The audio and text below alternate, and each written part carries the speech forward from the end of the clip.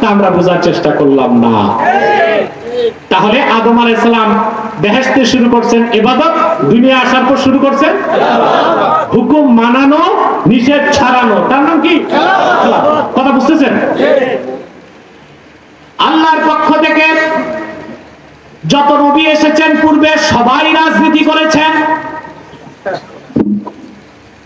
শুনতে কষ্ট লাগলো বা শুনে অভ্যস্ত নই, এটা আমার কথা, সহিহ মুসলিমের হাদিস। আল্লাহর হাবিব ইরশাদ করেছেন, কানা বানু ইসরাঈল তাসুসুহুমুল আম্বিয়া কুল্লামা হালাকা নাবিয়্যুন খালাফাহু নবী সুবহানাল্লাহ ফাইন্নাহু লা নাবিয়্যা বাদি ফাসায়াকুনু খুলাফা। সুবহানাল্লাহ, এটা আমার কথা না, সহিহ মুসলিমের হাদিস। আল্লাহর হাবিব ইরশাদ করেছেন, বনি ইসরাইলে রাজনৈতিক নেতৃত্ব দিত বনি ইসরাইলের নবীগণ। সুবহানাল্লাহ। এই শব্দটা সিয়াসাত থেকে, সিয়াসাতের বাংলা হচ্ছে রাজনীতি, ইংরেজি হচ্ছে পলিটিক্স।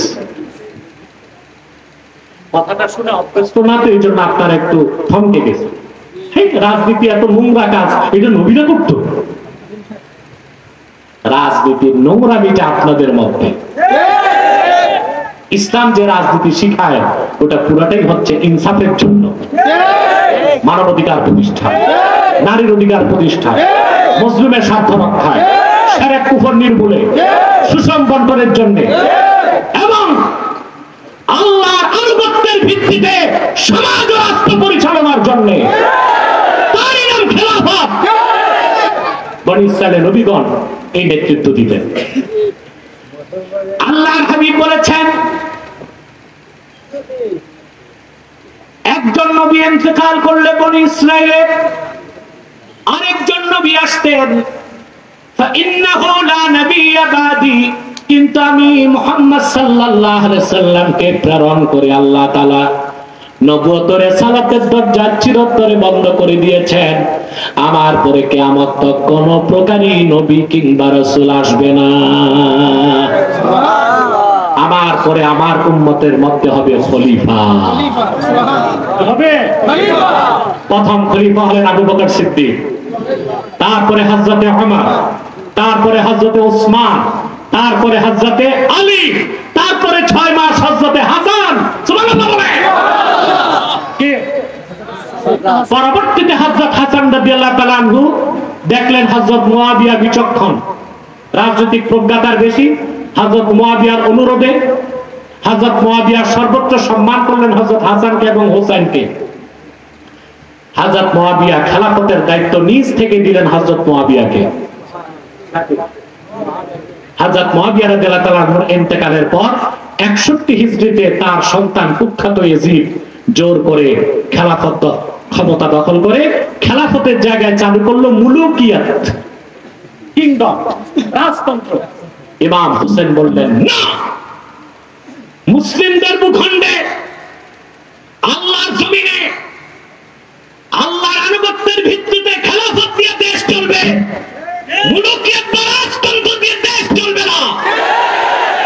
সেই সংগ্রামে দ্বীনের ঝান্ডা হাতে নিয়ে ইমাম হোসেন রাদিয়াল্লাহু তাআলা আনহু মদিনাতুল মুনাওয়ারা থেকে চলে আসলেন ইরাকে কুফায়। সেখান থেকে তিনি বাধ্য হলেন যেতে কারবালায়। সেখানে 10ই মুহররম ওবায়দুল্লাহ বিন জিয়াদের নেতৃত্বে ইয়াজিদের সেনা বাহিনীর অফিসার ছিল। ফোরাতের তীরে ইমাম হোসেন রাদিয়াল্লাহু তাআলা আনহুর সাথে ছিল মাত্র 72 জন। কতজন? ঘেরাও করা হলো। ইয়াজিদের পক্ষ থেকে বারবার প্রস্তাব দেওয়া হলো যে ইমাম হোসেন, আপনি শুধু ইয়াজিদের বাইআতকে মেনে নেবেন, ইয়াজিদ তার মাথার মুকুট আপনার কদমে রেখে দিবে। ইমাম হোসেন বলেছেন, মিথ্যার সাথে হোসেন আপোষ করতে পারে না।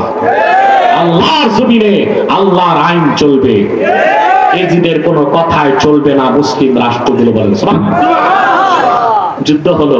সে যুদ্ধে হাসতে হাসতে ইমামে হোসেন শাহাদাতের পেয়ালায় স্বর্গীয় সুধা পান করে জান্নাতুল ফেরদাউসে চলে গেলেন। প্রতি বছর মুহররমের 10 তারিখ যখনই ঘুরে আসে, আমাদের সেই 1400 বছর আগের কারবালার ইতিহাস মনে হলে একটি কথাই আমরা শিক্ষা নিতে পারি, সত্যের সাথে মিথ্যার কোনো আপোষ নাই। মিথ্যা যত শক্তিশালী হোক, মিথ্যাবাদী যত বড় অত্যাচারী হোক, মুসলমান হচ্ছে লোহার বুটের মতো। এই পৃথিবীতে কোন জালেম, কোন শয়তানের এমন কোন বিষাক্ত দাঁত নাই মুসলমানদের মতো লোহার বুটকে দাঁতে চাবায় নিষ্কাশন করতে পারে। মুসলমান সত্যের জন্য জীবন দিতে পারে। আল্লাহর আনুগত্যের ভিত্তিতে সমাজ ও রাষ্ট্র চলবে, তা প্রতিষ্ঠার জন্য ইমামে হোসেনের উত্তরসূরিরা সারা জীবন খেলাফতের ধারণা হৃদয়ে লালন করে খেলাফত প্রতিষ্ঠার কাজ করবে। এটাই হচ্ছে 10ই মুহররমের শিক্ষা। শহাদায়ে কারবালা থেকে এই শিক্ষাটি আমাদের গ্রহণ করতে হবে।